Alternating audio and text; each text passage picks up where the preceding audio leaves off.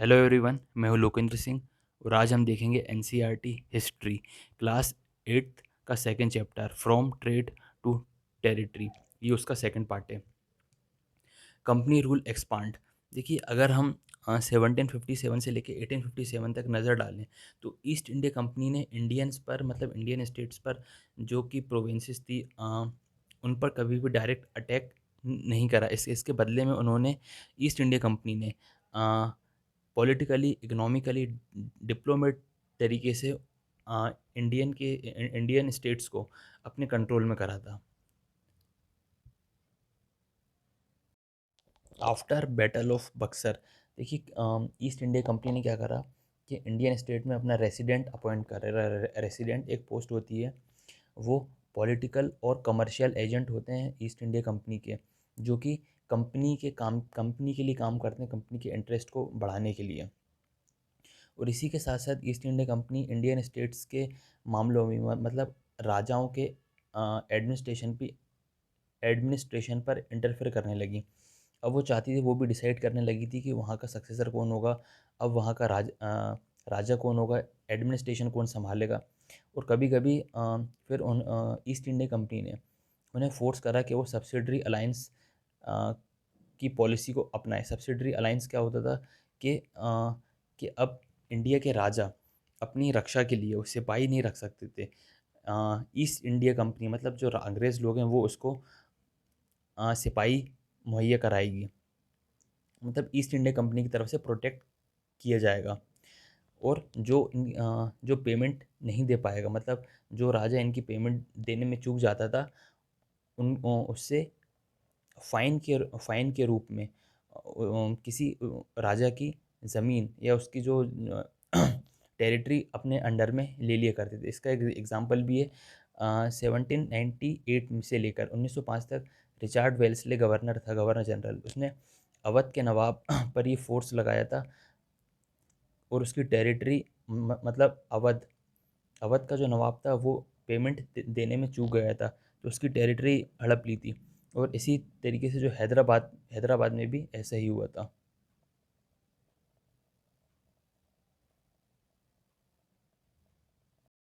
Tipu Sultan the tiger of Mysore. देखिए, जब east India company को पॉलिटिकली और इकोनॉमिकली खतरा फील हुआ तो उन्होंने साउथ साउथ में सदर्न इंडिया में युद्ध का सहारा लिया, मतलब डायरेक्ट मिलिट्री कन्फ्रंटेशन का यूज़ करा। और इसका एक एग्जांपल भी मिलता है, जो कि southern India state of Mysore का है। देखिए, मैसूर हैदर अली की लीडरशिप में और टीपू सुल्तान की लीडरशिप में काफ़ी स्ट्रॉन्ग स्टेट था, और वो काफ़ी एक प्रॉफिटेबल ट्रेड करता था मालाबार कोस्ट पे।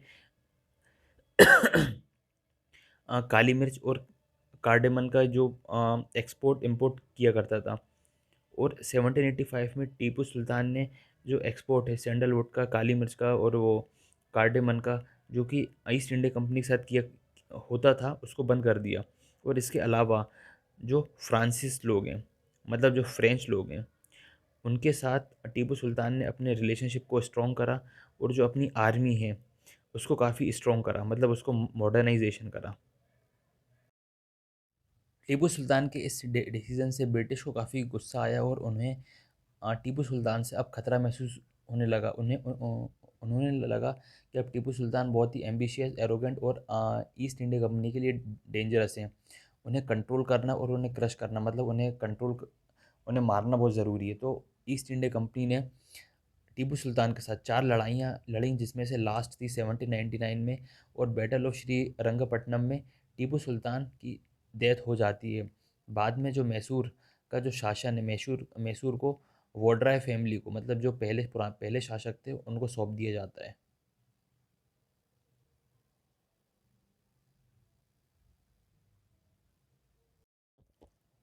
वार विद द मराठा।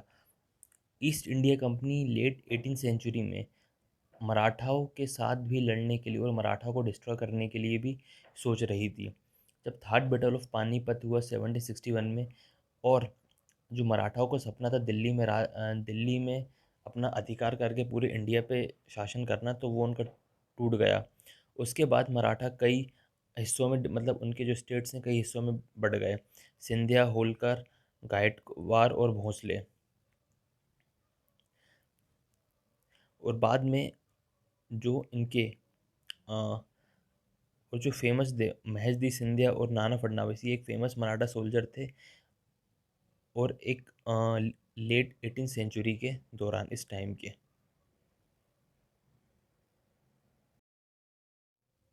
इसके बाद मराठाओं का थोड़ा टफ टाइम आया, जिसके बाद वो कंटिन्यू हारने लगे। जो पहली लड़ाई हुई थी 1782 में, ट्रीटी ऑफ सालबाई, जिसमें कोई ये क्लियर नहीं है कि कौन जीता था कौन हारा था।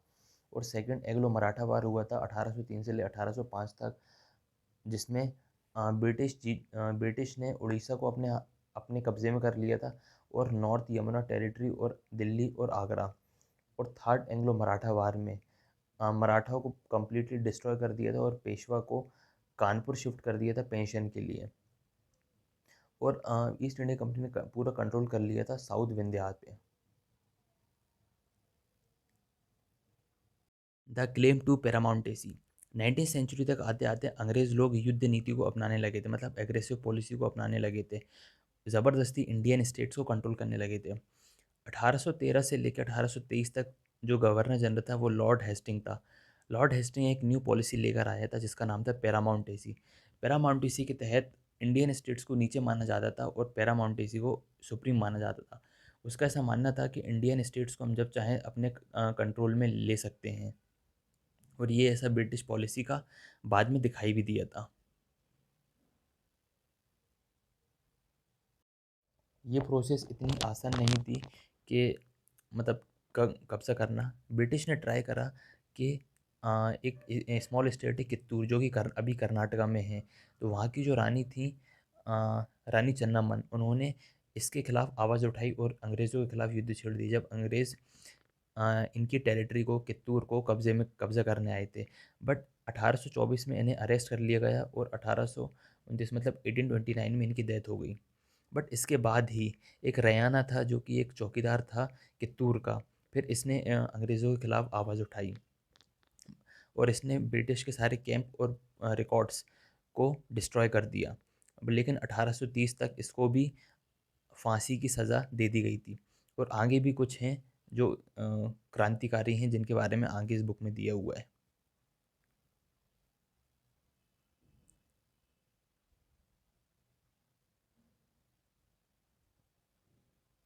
1830 तक ईस्ट इंडिया कंपनी को डर था कि कहीं रशिया धीरे धीरे बढ़ता हुआ इंडिया तक ना आ जाए, तो उसने नॉर्थ वेस्ट पे अपना अधिकार जमाने की कोशिश की। फिर उसने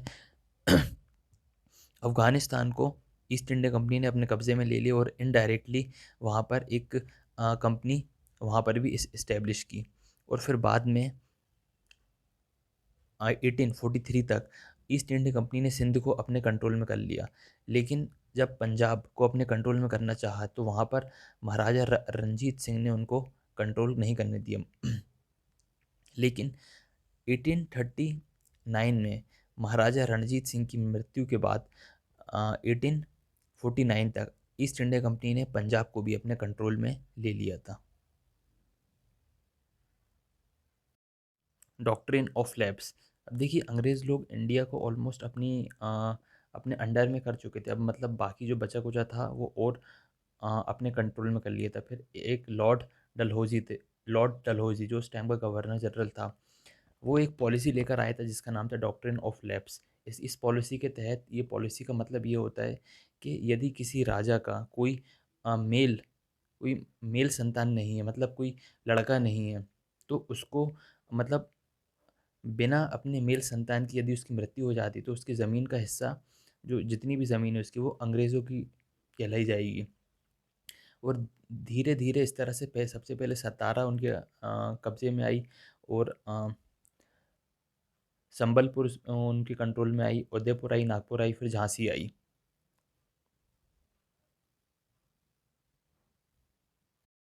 और फाइनली अंग्रेज़ों ने 1856 में अवध को भी अपने कंट्रोल में कर लिया था।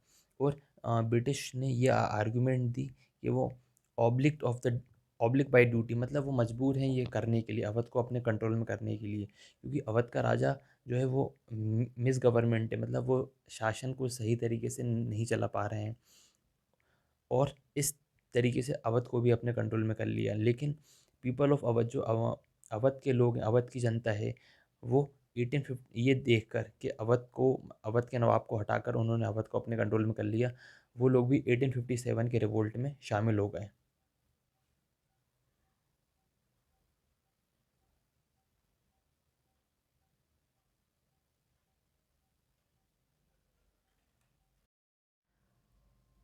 Setting up a new administration. देखिए, वॉरेन हेस्टिंग उन गवर्नर जनरल में से एक था जिसने कि ईस्ट इंडिया कंपनी को उसे पावरफुल बनाने के लिए बहुत मेहनत की थी, मतलब उन गवर्नर जनरल में से एक था ये। और इन्होंने बंगाल, बॉम्बे और मद्रास को अपने कंट्रोल में तो ऑलमोस्ट कर ही लिया था, पूरा पूरा अपने कंट्रोल में कर लिया था। इसके अलावा भी जो अदर प्रेसिडेंसी से, मतलब अदर प्रेसिडेंसीज को भी अपने कंट्रोल में कर लिया था। जो मेजर प्रेसिडेंसी थी वो थी बंगाल, मद्रास और बॉम्बे। इनमें एक जो हेड होता था वो गवर्नर होता था। बंगाल का अलग गवर्नर, मद्रास का अलग गवर्नर और बॉम्बे का अलग गवर्नर। जो इनमें हेड होता था वो था वो गवर्नर जनरल, जो कि वॉरेन हेस्टिंग था।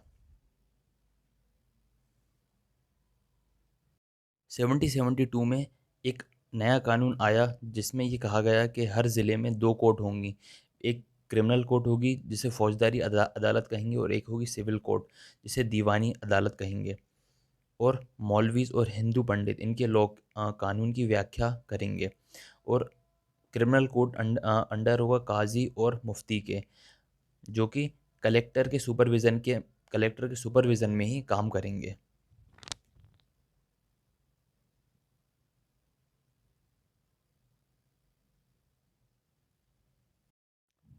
इसमें मेजर प्रॉब्लम ये थी कि जो ब्राह्मण ब्राह्मण थे, जो पंडित थे, वो अलग लॉज देते थे और अलग अलग स्कूल्स में।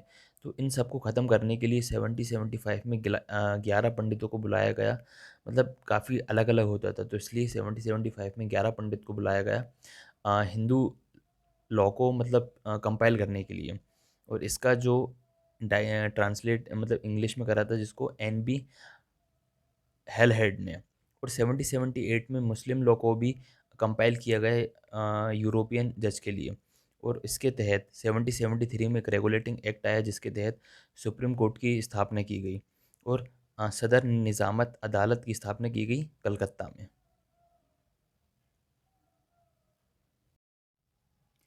देखिए, इंडियन ज़िलों में, मतलब इंडियन डिस्ट्रिक्ट में, ज़िला मतलब ज़िला वाइज देखें, डिस्ट्रिक्ट वाइज देखें, तो सबसे पावरफुल जो पोस्ट होती है, प्रिंसिपल फिगर होता है, वो कलेक्टर होता है। और इसका काम, मतलब इसके नाम से ही पता चल रहा है कि कलेक्टर ही रेवेन्यू कलेक्ट करता है टैक्सेस का, और लॉ मेंटेन्स करता है लॉ एंड ऑर्डर। किसकी सहायता से? जो जज होते हैं, जज, पुलिस ऑफिसर और जो दरोगा होते हैं, पुलिस दरोगा, उनकी सहायता से ये काम करता है। सब इसके अंडर में काम करते हैं। और जो कलेक्टोरेट है, ये एक अंग्रेज़ों के द्वारा एक नई पावर के रूप में फिर आई। The company army. देखिए, जो ईस्ट इंडिया कंपनी आई थी वो अपने साथ एक न्यू आइडियाज़ लेके आई थी एडमिनिस्ट्रेशन रिफॉर्म का। मतलब उसका एक सरकार चलाने का एक अलग तरीका था। देखिए, मुग़ल आर्मी जो है वो सबसे ज़्यादा मेन मेन है वो कैवेल, मतलब जो उसके घुड़सवार होते थे उस पर बेस्ड थी। जो उसमें से कुछ पैदल भी जाते थे, पैदल सोल्जर, जिनको वो आर्चरी मतलब तीरंदाजी की ट्रेनिंग दिया करती थी, और तलवारबाजी की ट्रेनिंग दिया करती थी।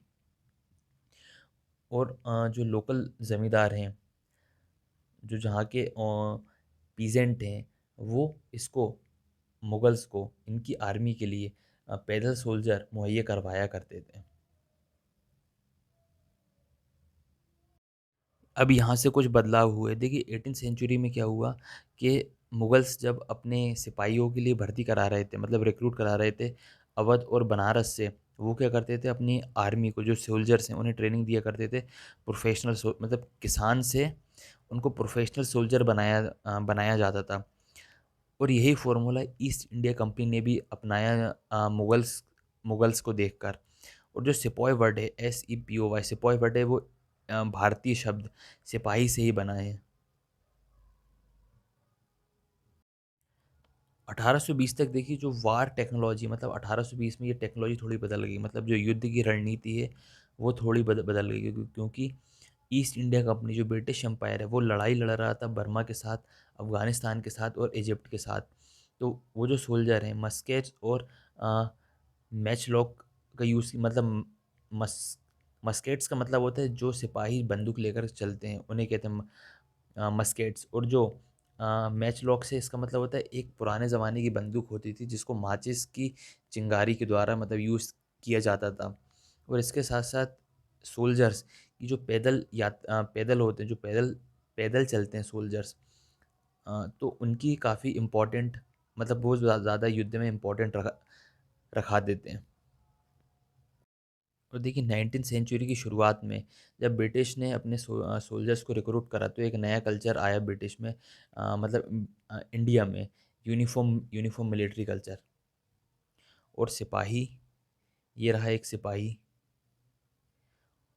और उनको यूरोपियन स्टाइल में ट्रेनिंग दी जाती थी, उनसे ड्रिल करवाई जाती थी और उन्हें डिसिप्लिन सिखाया जाता था।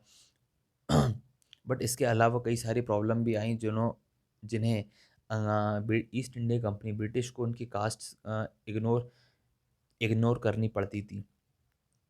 और ऐसे ही हर कोई भी व्यक्ति अपनी कास्ट नहीं भूल जाता कि वो किस कम्युनिटी से बिलोंग करता है।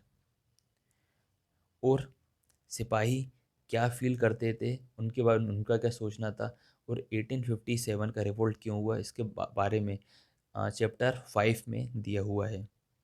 मतलब आगे इसके चैप्टर 5 में पढ़ेंगे। कंक्लूजन, देखिए ईस्ट इंडिया कंपनी एक ट्रेडिंग कंपनी थी, मतलब जो इंडिया में आई थी एक ट्रेडिंग काम करने के लिए, बिजनेस करने के लिए। ट्रेडिंग कंपनी से लेके वो टेरिटोरियल कॉलोनियल पावरफुल बन गई थी, मतलब बिजनेस करने के इरादे से आई थी और एक स्टेट में और देश में कब्जा कर लिया था उसने। और जो उसकी टेक्नोलॉजी की, मतलब इंग्लैंड से और इंडिया जब आते थे, जो उनकी टेक्नोलॉजी थी उसको आने में लगभग मतलब जो जिस प्रोसेस से आते थे वो वहाँ 6 से 8 महीने लगते थे। लेकिन अब इनको ट्रैवल में फ़ायदा होने लगा क्योंकि स्ट्रीम टेक्नोलॉजी आ गई थी, मतलब अब शिप के सहारे इनको आना ईज़ी पड़ता था, क्योंकि पहले ये इनको 6 से 8 महीने लगते थे और अब इन्हें लगभग लगभग 3 हफ्ते, मतलब 21 दिन के आसपास लगता था। अब इससे क्या हुआ, मतलब ब्रिटिश और उनकी फैमिली भी इंडिया और कई सारे देशों में आने लगे थे। 1857 तक ईस्ट इंडिया कंपनी, जो इंडिया का लगभग 63% टेरिटोरियल एरिया था, मतलब ज़मीनी इलाका था, 63% पर अपना कब्जा कर चुकी थी। और जो इंडियन पॉपुलेशन है वो 78% इंडियन पॉपुलेशन पर ऑलमोस्ट कंट्रोल कर चुकी थी, मतलब 78 Indian population east India company के अंडर में थी। और इसके अलावा indirect east India company indirect influence करती थी अदर जो टेरिटरी होती थी। और इस तरीके से कह सकते हैं कि ईस्ट इंडिया कंपनी ने ऑलमोस्ट होल इंडिया पर अपना कंट्रोल कर लिया था। ये चैप्टर अब कंप्लीट होता है।